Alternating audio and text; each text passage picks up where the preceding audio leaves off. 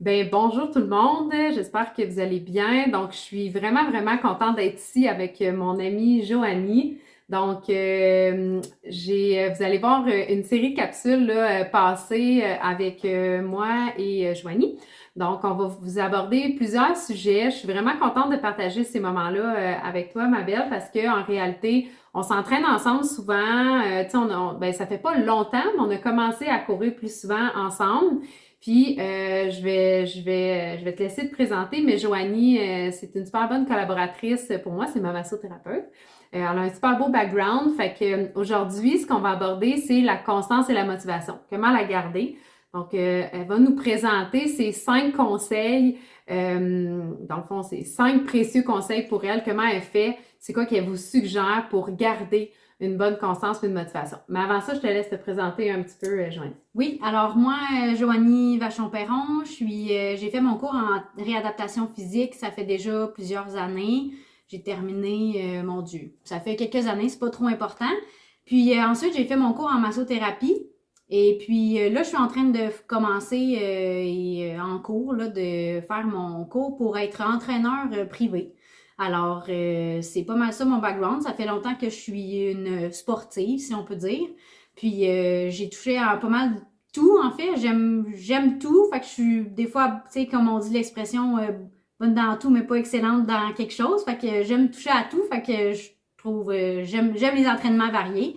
Puis là, c'est ça, je vous présente mes 5 conseils pour garder, c'est ça, le plus de constance puis la motivation parce que c'est ce qui est souvent difficile. Puis je pense que la motivation puis la constance, ça a certains cycles. Puis des fois, c'est plus difficile à garder dans le train quotidien de la vie avec le travail et tout. Alors, mon premier conseil, c'est de se choisir des objectifs à à court terme, moyen terme et long terme. Donc, quand on parle d'objectifs à court terme, moi, je pense plus à hebdomadairement, donc à chaque semaine, d'avoir des petits objectifs qui sont facilement atteignables dans une semaine.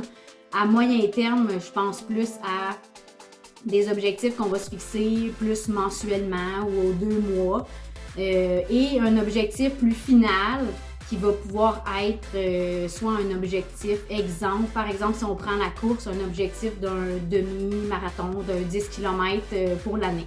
Alors comme par exemple si on décide de prendre le 10 km comme objectif final dans l'année, on pourrait penser que un objectif à court terme, ça pourrait être de faire 2 sorties par semaine.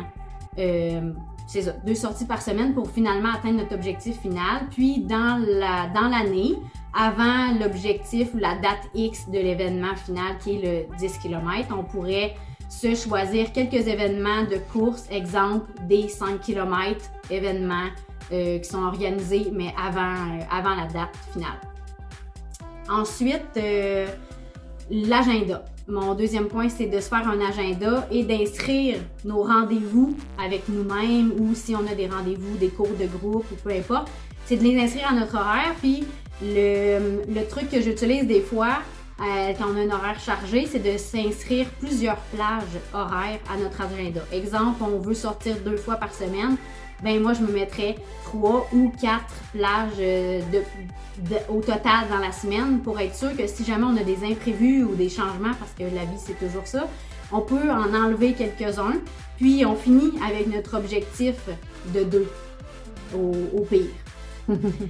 Ensuite, mon troisième point, ça serait la communication. Donc, se choisir des gens dans notre entourage à qui on va se commettre. Donc, on va s'engager puis on va dire notre objectif et qui vont être des bonnes personnes à qui on va célébrer nos petites victoires justement dans nos objectifs qu'on vient de parler et qui vont être capables de nous encourager puis nous pousser quand on va avoir des journées où on va être moins motivé puis qu'on ne voudra pas sortir parce qu'il faut se le dire, là, ça nous arrive toutes. Là.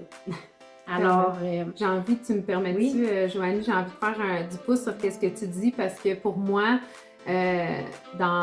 autant dans ma vie personnelle que dans ma vie de coach, la communication, c'est comme une des clés de base là, dans mon fonctionnement. Puis tu parlais de se commettre à quelqu'un, puis ça peut être, juste pour donner des exemples, ça peut être le conjoint, ça peut être une amie. Tu sais, c'est pas obligé d'être quelqu'un là, avec qui tu cours. Là. Ça peut juste être quelqu'un qui accepte d'être la personne qui va t'écouter pour ça. Exact.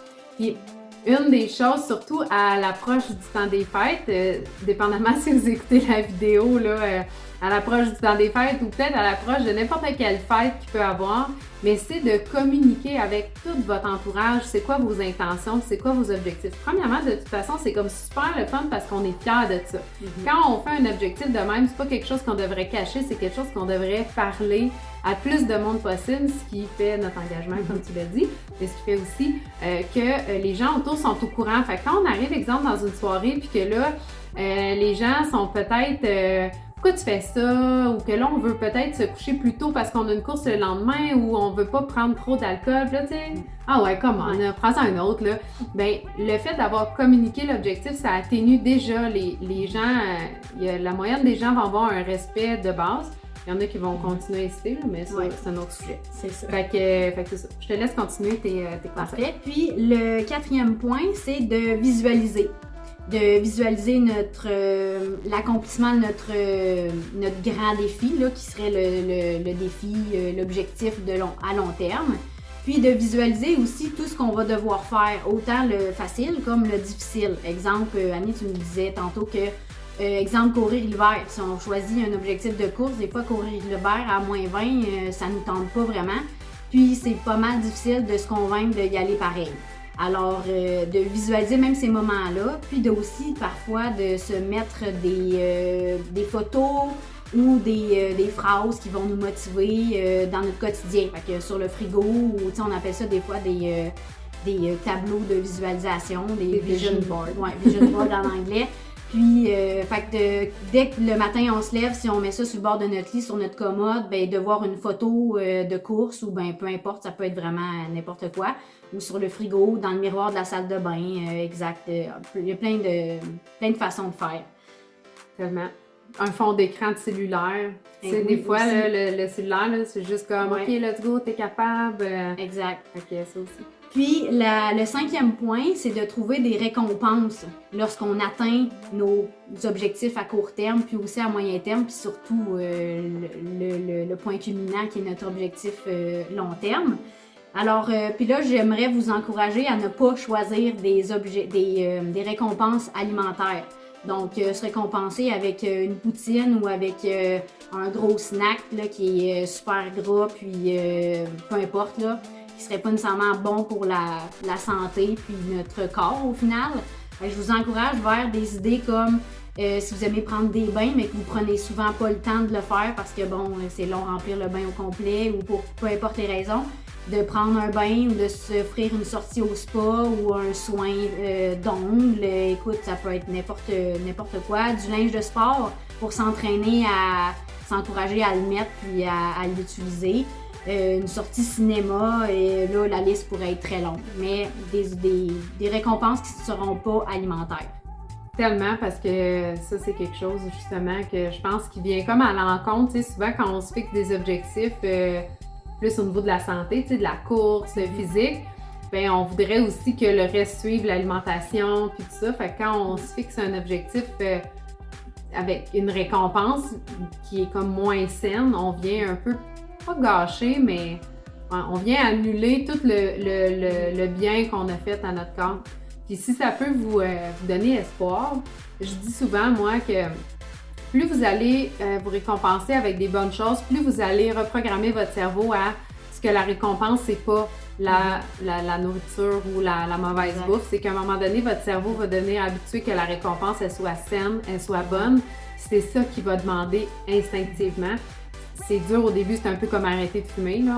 J'ai jamais fumé, mais en tout cas, j'imagine que c'est pas.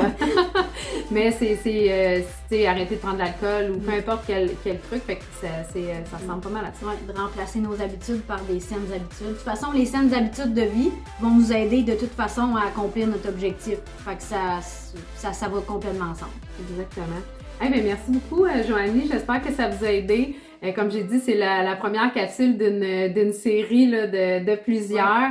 Je suis vraiment contente. Puis, tu sais, quand tu m'as donné tes 5 conseils pour moi, c'était comme, c'est clair, là, c'est exactement comme ça que je travaille moi aussi, fait que je suis vraiment contente. J'espère que vous avez aimé ça. N'hésitez pas à laisser des commentaires ou des questions. Si vous en avez, ça va vraiment nous faire plaisir de vous lire puis de vous répondre. Exact. Fait que, ben, bye, bonne Bye journée bye. tout le monde!